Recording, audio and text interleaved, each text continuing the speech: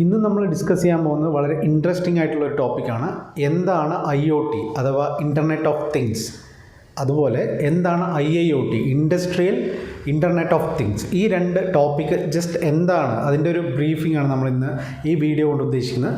നേരെ വീഡിയോയിലേക്ക് പോകാം. വിഷൻ കൺട്രോൾസിൻ്റെ ലേണിംഗ് ആൻഡ് സൊല്യൂഷൻ പ്രൊവൈഡിംഗ് ചാനലിലേക്ക് എല്ലാവർക്കും സ്വാഗതം.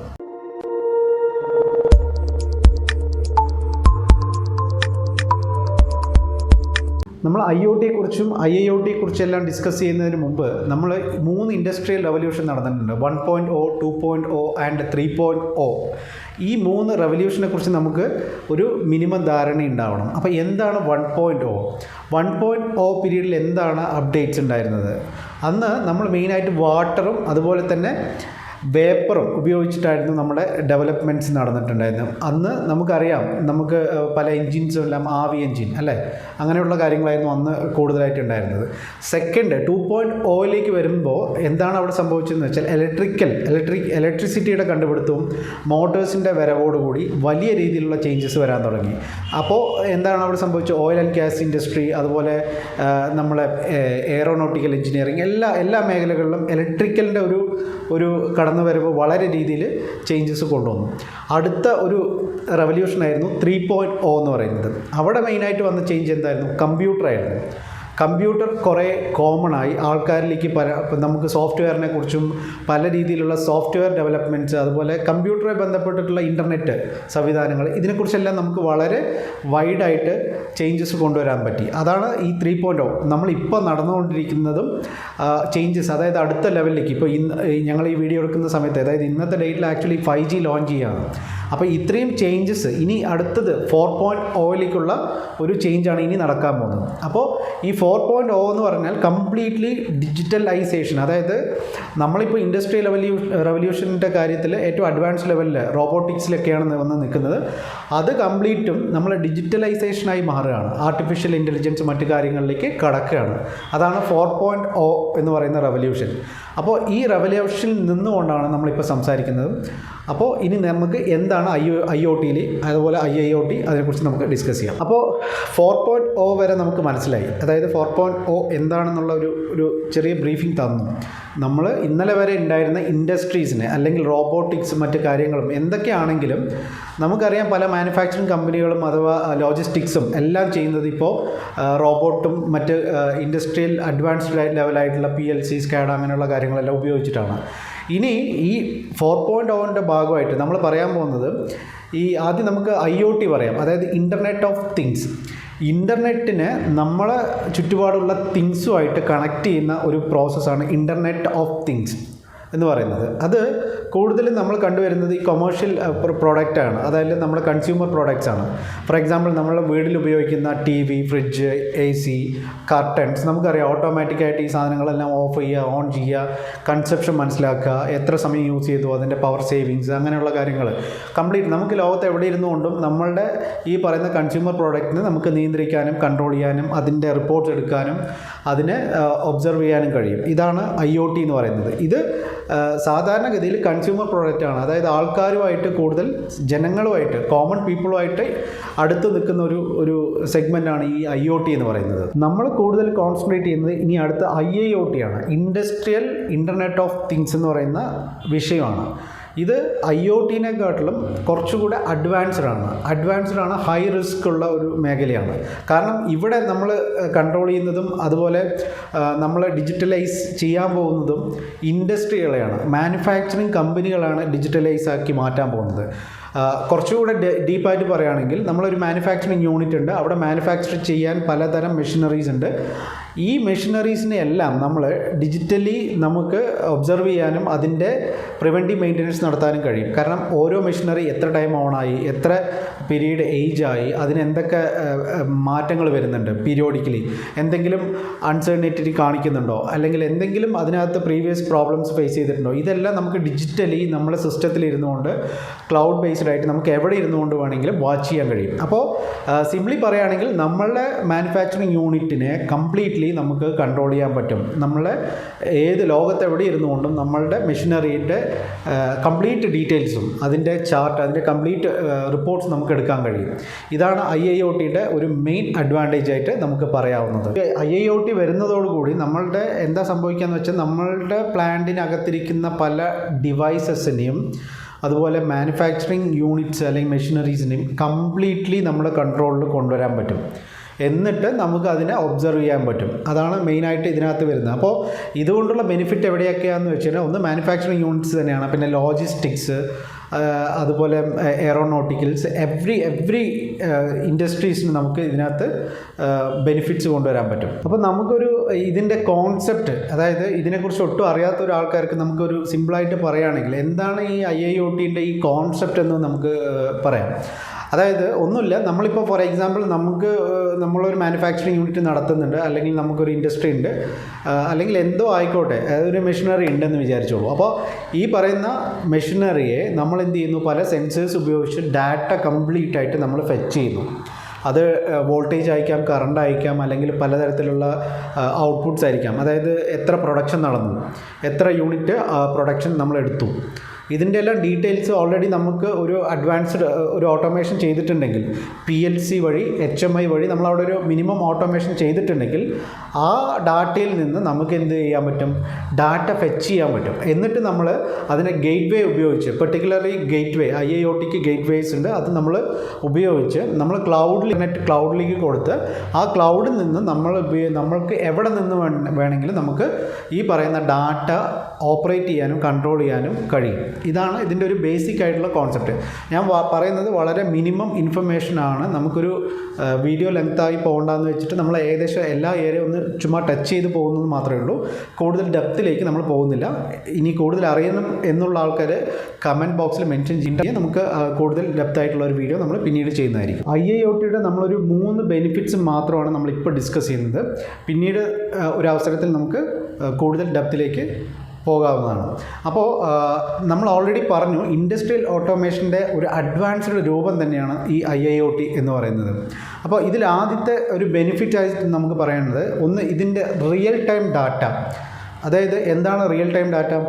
സാധാരണഗതിയിൽ നമുക്കൊരു മാനുഫാക്ചറിങ് യൂണിറ്റോ അല്ലെങ്കിൽ എന്ത് തന്നെ ആയിക്കോട്ടെ, അവിടെ നിന്ന് നമുക്ക് ഒരു റിപ്പോർട്ട് കിട്ടണമെങ്കിൽ ഒന്നുകിൽ മന്ത് എൻഡ്, അല്ലെങ്കിൽ പറയുന്ന ഡിഫറെൻറ്റ് കമ്പനിയിലെ ഡിഫറെൻറ്റ് ടൈമിലായിരിക്കും. സപ്പോസ് വീക്കിലി ആയിരിക്കും ഒരു ഒബ്സർവേഷൻ നടത്തിയിട്ട് റിപ്പോർട്ട് എടുക്കുന്നത്. ഓക്കെ, അപ്പോൾ ഇവിടെ എന്താണ് പ്രത്യേകത? IIoT എന്ന് പറയുന്നത് ഡയറക്റ്റായിട്ട് ഇൻ്റർനെറ്റുമായിട്ട് കണക്റ്റഡ് ആണ്. അപ്പോൾ നമുക്ക് എന്താ കിട്ടുന്നത്? Real time data. ഈ സെക്കൻഡിൽ ഏത് മെഷീനറിക്ക് എത്ര വാല്യൂ ആണ്, എത്ര വോൾട്ടേജ് ആണ്, അല്ലെങ്കിൽ എത്ര പവറാണ്, അല്ലെങ്കിൽ അവിടെ എന്ത് പ്രോബ്ലമാണ് ഫേസ് ചെയ്യുന്നത്, അല്ലെങ്കിൽ എത്ര ശതമാനം നമുക്ക് പ്രൊഡക്ഷൻ എടുത്തു. ഇത് റിയൽ ടൈം ഡാറ്റയാണ്.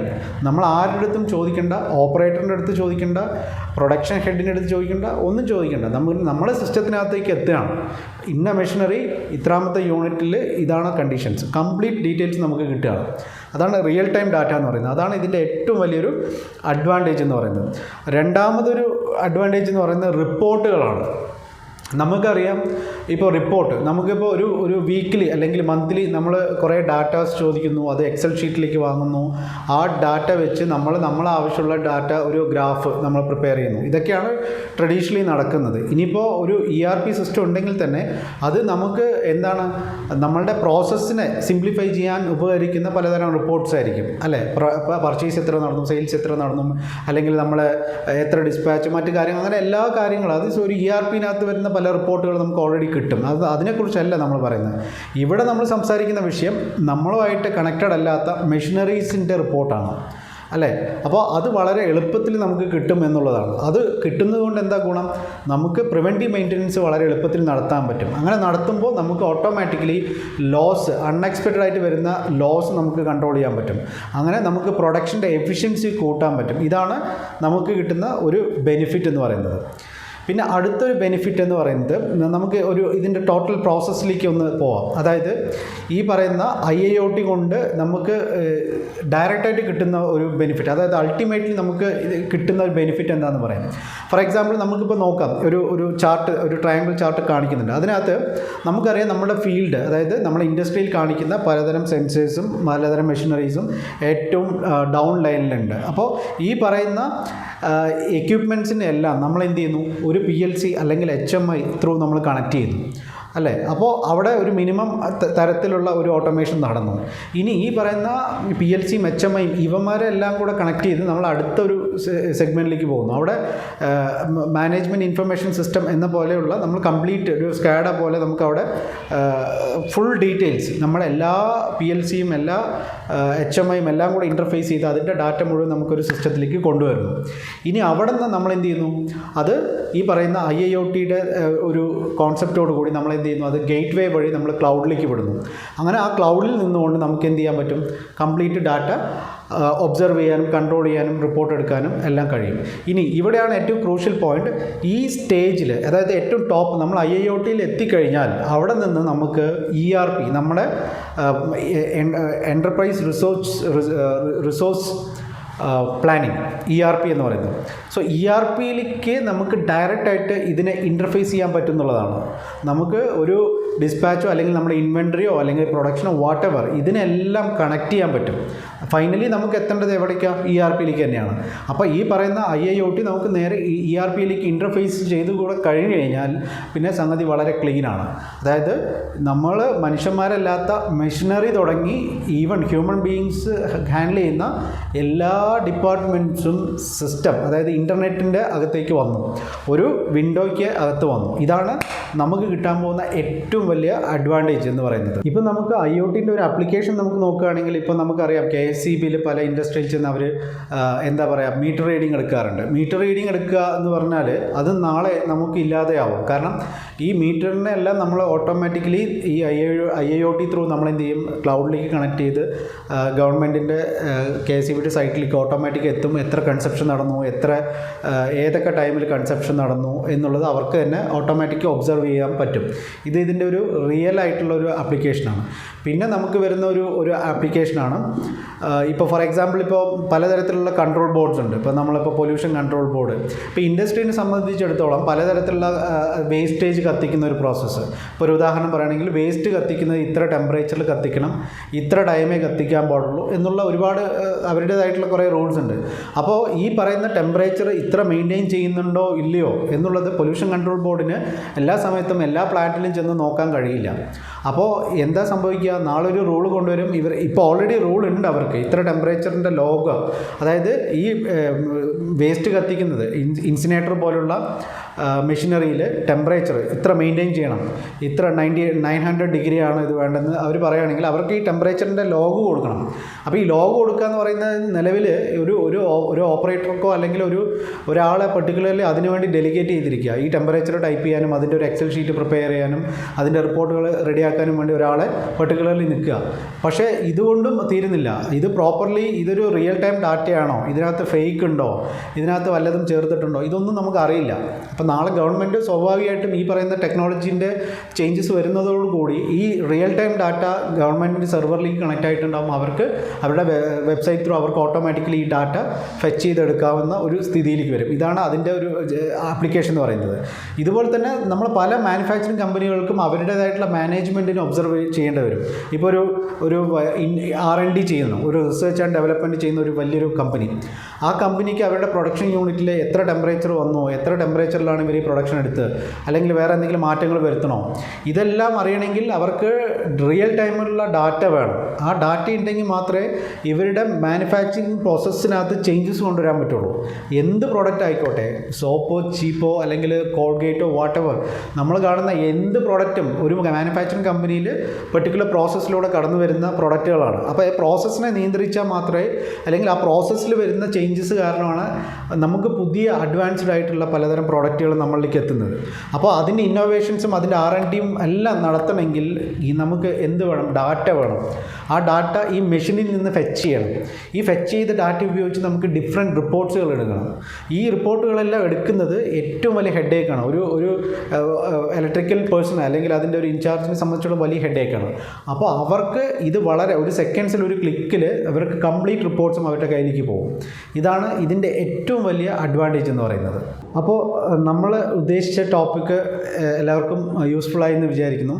നിങ്ങൾ സ്വയം ചിന്തിക്കുക, നിങ്ങൾ ഏത് ഇൻഡസ്ട്രിയൽ റെവല്യൂഷനിലാണ് നിങ്ങളുടെ മാനുഫാക്ചറിങ് യൂണിറ്റ് ഇപ്പോൾ നിൽക്കുന്നതെന്നുള്ളത്. 1.0-ലാണോ, 2.0-ലാണോ, 3.0-ലാണോ, അതോ 4.0-ലാണോ എന്നുള്ളത് സ്വയം ചിന്തിക്കുക. അത് നിങ്ങൾ കമൻറ്റ് ബോക്സിൽ മെൻഷൻ ചെയ്യുക. അതുപോലെ ഇതിനകത്ത് നിങ്ങൾക്ക് എന്തെങ്കിലും സജഷൻസോ അല്ലെങ്കിൽ റിക്വയർമെൻറ്റ്സോ ഉണ്ടെങ്കിൽ കമൻറ്റ് ബോക്സിൽ ദയവായി മെൻഷൻ ചെയ്യുക. ഞങ്ങൾ അതിനകത്ത് റിപ്ലൈ തരുന്നതായിരിക്കും. പിന്നെ വാട്സപ്പ് നമ്പർ കൊടുക്കുന്നുണ്ട്, നിങ്ങൾക്ക് കമ്മ്യൂണിക്കേറ്റ് ചെയ്യാം എന്തെങ്കിലും ഇതുമായി ബന്ധപ്പെട്ടിട്ടുള്ള എന്ത് കോൺവെർസേഷനും. ഓക്കെ, അപ്പോൾ ഒരിക്കൽ കൂടി താങ്ക് യു. ഇതുപോലെ ഇൻഫോർമേറ്റീവ് ആയിട്ടുള്ള ഒരു വീഡിയോ ആയിട്ട് നമുക്ക് മറ്റൊരു വീഡിയോയിൽ കാണാം. ബൈ.